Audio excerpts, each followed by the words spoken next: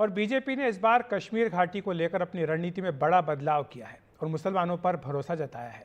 साथ ही वो केवल 8 सीटों पर ही अपनी ताकत लगा रही है, जबकि बाकी जगह वो निर्दलीय उम्मीदवारों को समर्थन दे सकती है। माना जा रहा है कि बीजेपी ने नेशनल कॉन्फ्रेंस और कांग्रेस गठबंधन के साथ ही पीडीपी को चुनौती देने के लिए अपनी रणनीति बदली है।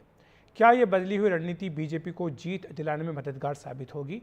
आइए देखते हैं नीता शर्मा की रिपोर्ट।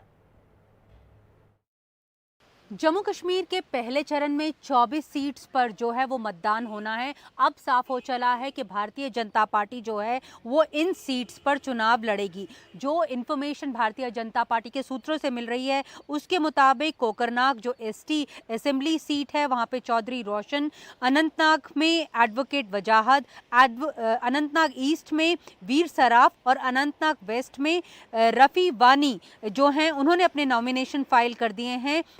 जो शोपियां कॉन्स्टिट्यूएंसी है वहां से जावेद कादरी और राजपुरा से मिस्टर अरशद भट्ट और पामपोर से शौकत गयार जो हैं वो कंटेस्ट कर रहे हैं पहले चरण ऑफ इलेक्शंस के लिए, यानी पहले चरण जो 17 अक्टूबर को होना है उसमें ये लोग जो हैं वो कंटेस्ट कर रहे हैं। बीजेपी की तरफ से ये भी कहा जा रहा है कि हबा कदल जो असेंबली सीट है उसमें अशोक भट्ट हैं बीजेपी के कैंडिडेट, जो सेकेंड फेज यानी दूसरे चरण में चुनाव होना है। दरअसल इस बार जम्मू कश्मीर में 90 सीट्स पर चुनाव हो रहा है। बीजेपी का आंकलन है कि उसे 30 से 35 सीट्स हैं वो जम्मू इलाके में मिल जाएंगी, बाकी की सीट्स जो हैं उसे कश्मीर घाटी से चाहिए। ये जो लिस्ट अभी मैंने आपको बताई ये लोग जो हैं वो कंटेस्ट कर रहे हैं। बाकी जो है जो उनकी जो लाइक माइंडेड पार्टीज़ हैं उनके साथ वो अपना तालमेल बिठाने की कोशिश कर रही है। लेकिन अभी सबसे बड़ी समस्या ये है कि जो उसके एलाइज लोकसभा चुनावों में भी रहे थे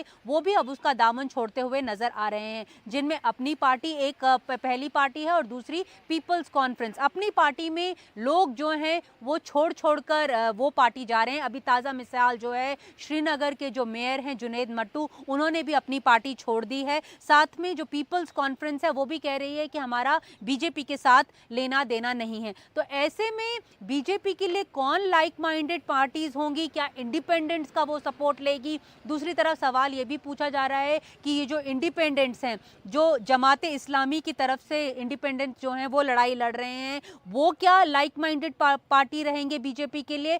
कौन लोग रहेंगे? या फिर जो इंजीनियर राशिद की पार्टी है एआईपी वो लाइक माइंडेड पार्टी रहेगी? तो ये सवाल जो हैं वो उठाए जा रहे हैं। और साथ में कुछ जो अलगाववादी तबकों से जो लोग हैं वो भी सामने आ रहे हैं, जिसमें सर्जन बरकती का नाम सामने आ रहा है। उनकी बेटी ने उनका नॉमिनेशन जो है वो फाइल किया था। पुलिस वालों से जब बात करो तो वो कह रहे थे कि 2015 और 16 में जब यहाँ पे पत्थरबाजी होती थी तो सर्जन बरकती का नाम सबसे ऊपर होता था। इनफैक्ट मोस्ट वांटेड था सर्जन बरकती, अभी भी वो जेल में बंद है। तो क्या ये लोग हैं जो लाइक माइंडेड पीपल हैं भारतीय जनता पार्टी के लिए? किन के साथ वो एलाई करेगी, ये जो सवाल है अब वो पूछा जा रहा है। एक स्ट्रैटेजी के हिसाब से कुछ स्ट्रैटेजिस्ट ये भी कहते हैं कि अगर हो जिस तरह से राम माधव को लेकर आया गया है जम्मू कश्मीर की पॉलिटिक्स में, ये माना जा रहा है कि पोस्ट पोल अलायंस में वो उसकी मदद कर सकते, क्योंकि पीडीपी पहले भी उनका एलाई रह चुकी है। तो इस ऐसे में जो चुनाव हैं बहुत इंटरेस्टिंग होते जा रहे हैं। खास करके जो भारतीय जनता पार्टी हमेशा बोलती रही है कि मुगल रोड के जरिए वो कश्मीर तक आना चाहती है, क्या इन विधानसभा चुनावों में वो इस अपने मंसूबे को या वो अपनी इस इच्छा को हकीकत में बदल पाएगी या नहीं बदल पाएगी, ये देखने वाली बात होगी। श्रीनगर की डल झील के किनारे से नीता शर्मा, एनडीटीवी इंडिया के लिए।